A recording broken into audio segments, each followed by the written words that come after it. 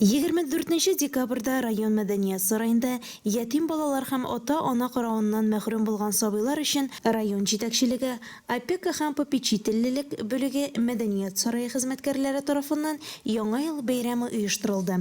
Бәйрәмдә балаларны һәм аларны тәрбияләүче якын кешеләрен район хакимияте башлыгы Илдар Мустафин тәбрикләде. Ул тәрбиягә бала алып үстерүне асылда иң зур батырлык икәнен билгеләп үтте һәм балаларның җәмгыятебезнең лаеклы гражданнары булып үсүләрен теләде.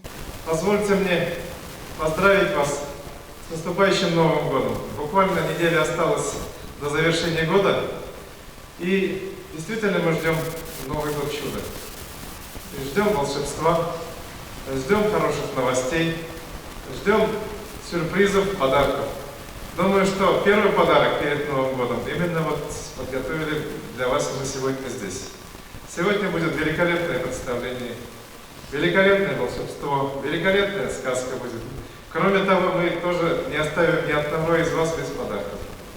Хотел бы пожелать вам и вашим родителям спокойствия, здоровья, благополучия, чтобы вы выросли достойными жителями нашего района, принесли огромную пользу как родителям, как своим родным деревням и селам, но и всему нашему хорошему району. Вы учитесь только на пятерке, будьте отличниками, и в последующем будьте хорошими гражданами нашей страны. С праздником вас, с Новым годом!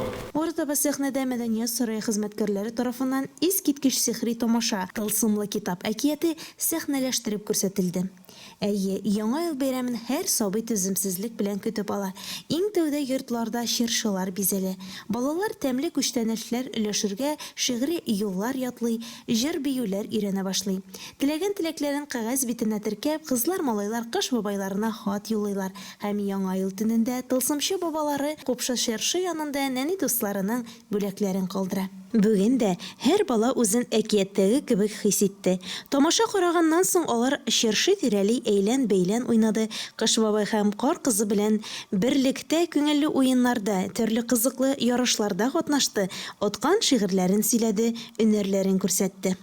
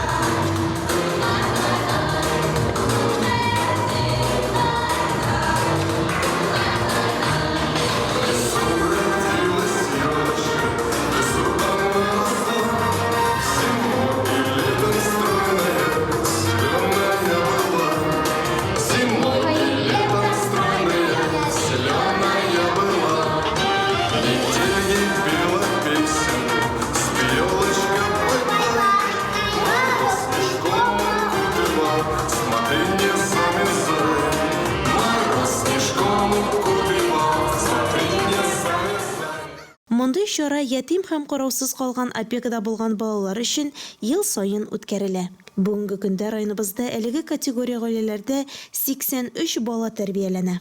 Менә без бүген тагын шушындай ямьле бәйрәмгә килдек. Безне ел сайын шушындай ямьле бизәлгән залларда, шушы бәйрәмне оештыруда район җитәкчеләренә, районыбызның башлыгы Мустафин Илдар Иршатуллына бик зур рәхмәт. Һәм шушы сферада эшләгән бөтен җитәкчеләргә, Газима Оксановна, олар һәр вакыт безгә шулай ел дәвамында бик зур ярдәмнәр итеп торалар балаларны тәрбияләүдә. Һәм шушындай бәйрәмнәрне оештыралар. Зур рәхмәт без барысына да шушы яңа елда оларга тазалык, эшләрендә уңышлар, барлык теләгән шушы яңа елга уйлаган бөтен уйлары тормышка ашып бәхет теләйбез. Бар шушы бәйрәмне безгә, балаларны тәрбияләргә ярдәмләшкән, бәйрәмнәрне оештырган барлык кешеләргә рәхмәт әйтәбез. Бәйрәм ахырында барлык балаларга да бүләкләр тапшырылды.